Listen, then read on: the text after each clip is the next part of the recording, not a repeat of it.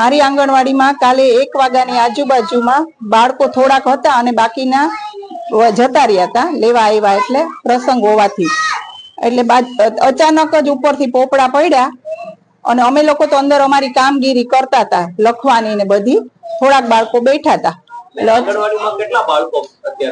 અત્યારે અમારે 22-23 બાળકો હોય છે, પણ લગ્ન ગાળાના હિસાબે આજે 20 બાળકો હતા।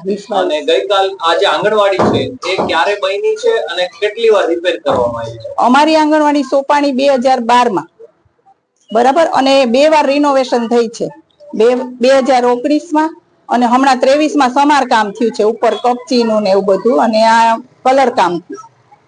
જર્જરિત હાલતમાં પેલા હતી ખરી?